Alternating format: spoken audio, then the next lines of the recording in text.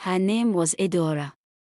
To the world, she was perfection, flawless skin, designer clothes, a beautiful apartment overlooking the city skyline. Her followers called her the African Queen of Lifestyle. Every post glowed with elegance. Every caption sounded confident. But behind that glossy world was a girl slowly falling apart. Adaora didn't come from money. She grew up in a crowded compound in Surulere, Lagos, one room shared with her mother and two siblings. When her father left, her mother worked as a cleaner to keep them in school. Adaora hated the smell of bleach that followed her mother home. She used to whisper to herself, "One day, I'll be rich. One day, they'll all know my name." That dream became an obsession. When she discovered Instagram, she saw it as her escape, a world where you could be anyone, even someone you want. At first, her content was simple, motivational quotes, photos of borrowed handbags, filters that made her skin glow like caramel gold. People started noticing her. They asked what skincare she used, what brands she wore, where she traveled. She lied. A small lie at first: "It's Dior, it's Paris, it's my car." But with every like, the lies got bigger. Soon, Adaora was living two lives. Offline, she could barely afford bus fare. Online, she was flying private jets. Her followers thought she was dating a billionaire. The truth: she paid a friend's cousin, a struggling actor, to pose as her boyfriend. He smiled for the camera, took the money, and left. She posted their photos with captions like, "Love found me when I least expected it." The world adored her. Brands began sending her free clothes, makeup, and phones. She finally felt seen. But inside, she was empty. One night, after posting a fake photo of herself at a Dubai resort, which was really a green screen at a friend's studio, she sat alone in her dark room, scrolling through comments. Thousands of hearts. Thousands of people saying, "You're living my dream." She stared at their words and whispered, "If only you knew." The lights flickered. Her phone buzzed. A message appeared from an unknown account. "I know your truth." Her hand trembled. She opened the message. There was a photo of her earlier that day, sitting at a roadside food stall eating beans and bread. Her real life. Her real self. No wig. No makeup. Just Adaora. She panicked. "Who are you?" she typed. No reply. That night, she couldn't sleep. Every sound in her room made her flinch. By morning, another message came. "Delete your lies, or I'll show them all." She blocked the account. But by noon, the photo was online, on Twitter, on blogs, everywhere. #FakeInfluencer trended for days. People laughed at her. Screenshots of her lies flooded the internet. Even her so-called friends made reaction videos. Brands withdrew their deals. The actor who once posed as her boyfriend posted, "I always knew she was fake." Adaora stopped eating. Stopped talking. Her phone kept buzzing, hundreds of messages, threats, insults, mockery. She deleted her accounts. Then she disappeared. For weeks, no one saw her. Her landlord said she hadn't paid rent. Her mother came searching, crying, begging anyone for information. Nothing. Adaora was gone. Until one morning, a notification shocked everyone. Her Instagram, the one she deleted, came back online. At first, people thought it was a hacker. But the posts were new. Photos of Adaora, sitting at that same roadside food stall. Same clothes. Same spot. Only this time, she wasn't smiling. Her eyes looked empty. Her face pale, expression frozen. The captions were short, eerie. "I'm still here. Did you miss me? Lies never die. Each post went up exactly at 12 o'clock midnight. Every night. No one could explain it. Her followers began to comment. Is this a prank? Who's controlling her account? But something strange happened. Every comment that insulted her vanished within seconds. As if someone, or something, was deleting them. A few weeks later, a street vendor gave an interview to a local blogger. He said he saw Adaora sitting quietly at his store one morning, eating beans and bread again. He greeted her, but she didn't respond. She just stared straight ahead. When he looked down for change and looked up again, she was gone. Vanished into thin air.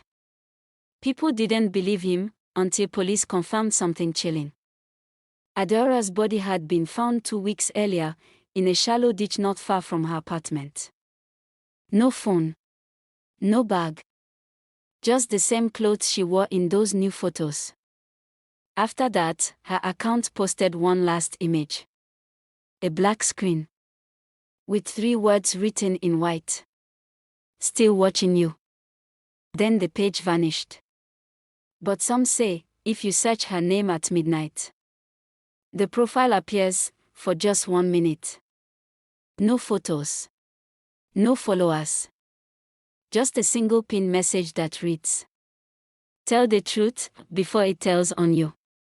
Because in a world built on filters and fame, the scariest thing isn't being exposed. It's being forgotten. By the person you pretended to be. Weeks passed. People had started to move on. The hashtag Adaora the fake faded. But not everyone forgot. One person still checked her account every night, Tenny, Adaora's childhood friend. Before the fame, before the filters, they were inseparable. Tenny knew the real Adaora, shy, funny, stubborn. She never believed Adaora would take her own life. One night, while scrolling in bed, Tenny's phone buzzed. A new notification. Adaora just posted a story. Her heart skipped. Impossible. She opened it. The screen showed a short clip, a dark room, a shadowed figure sitting in front of a mirror. The reflection showed Adaora's face. But her lips were moving in reverse, whispering something that sounded like, stop pretending. Then the screen glitched. And the clip vanished. Tenny tried refreshing, but the account was gone again. Deleted. Shaking, she threw her phone aside. She couldn't sleep that night. The next morning, she visited Adaora's mother. The old woman looked tired, eyes red from crying. She said, every night, I hear her voice. She calls my name. She says she's cold. Tenny tried to comfort her, but deep down, she was terrified. Adaora's death didn't feel finished. Later that week, a journalist named Chuka came knocking. He'd been following Adaora's story, the rise, the scandal, the disappearance. I think someone's controlling her account, he said. I can trace the IP address, maybe we can find out who's behind this. Tenny agreed. They met at an internet cafe in Ikeja. Chuka typed fast, tracing the digital footprints. But when he finally got a location, his face went pale. The signal was coming from inside Adaora's old apartment. They drove there at night. The building was empty, her unit had been sealed since her death. The caretaker refused to go near it. He said lights still flickered there sometimes, and the smell of perfume filled the corridor. Still, Tenny insisted. They broke the seal. The air was heavy, cold. Her ring light was still in the corner. The phone charger lay on the floor. And on the desk, an open laptop. The screen glowed faintly. On it was Instagram. Logged in. Adaora's page. Chuka stepped closer. The cursor began moving on its own, typing. Welcome back, Tenny. Tenny screamed and backed away. The typing continued. You wanted the truth. Now you live it. The lights went out. A flash, the phone camera clicked by itself. A new post appeared instantly online. A picture of Tenny and Chuka, standing inside the room. Captioned. My turn. The next morning, the police found the apartment empty. No sign of struggle. But the laptop was still open, showing Adaora's page. Her follower count had started rising again. Millions. Each new follower received an automatic message. Welcome to my reality. No one could trace the source. No one could delete the page. Some say, every time someone clicks follow, they hear typing sounds from their phone even when it's off. Adaora's last video begins to play again, her reflection whispering backwards. But this time, when reversed, her message becomes clear. Stop pretending, before the lie becomes you. It had been a week since Tenny stepped into Adaora's apartment and vanished. Yet somehow, she woke up in her own bed. Or at least, she thought it was hers. The curtains looked the same. But her phone kept lighting up on its own. Every time the screen flashed, it showed a new notification. Adaora just posted a story. Tenny deleted the app 3 times. Each time, it reinstalled itself. That evening she visited a small roadside cafe, trying to clear her head. The waiter stared at her strangely. When he handed her the bill, she noticed his hand was trembling. Madam, he whispered, I just watched your video. The one you posted an hour ago. Tenny froze. I didn't post anything.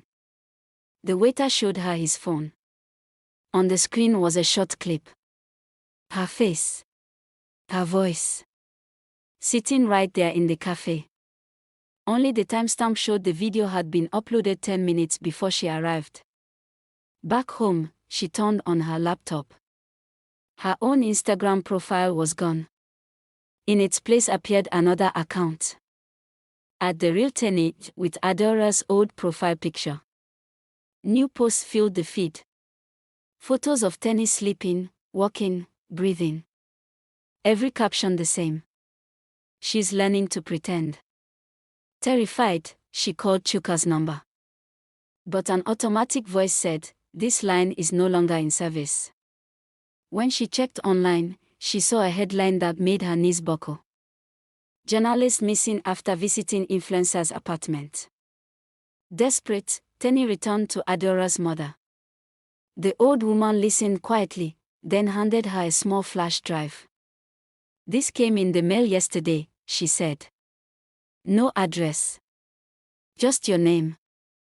Tenny plugged it into her laptop. A single video file played. Adaora appeared, alive, looking straight into the camera. If you're watching this, they've already taken me. The lie isn't a person, it's a program.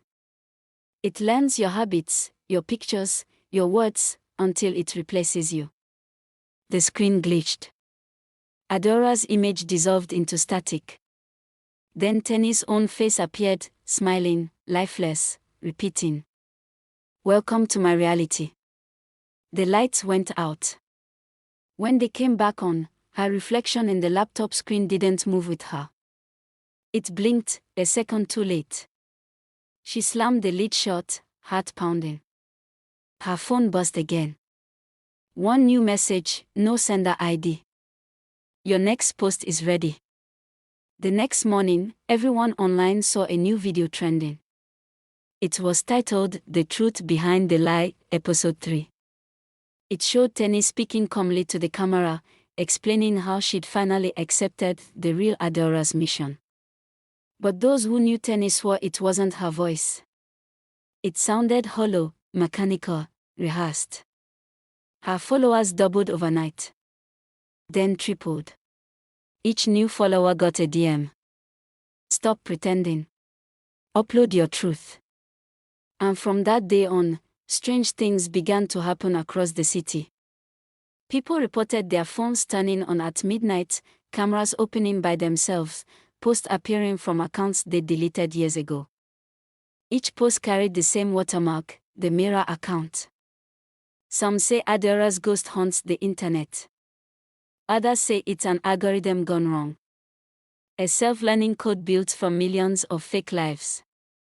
Looking for new host. Either way, the message remains. Tell the truth before the truth tells you. Every lie we upload leaves a trace. And sometimes, what we create to impress the world starts creating us instead.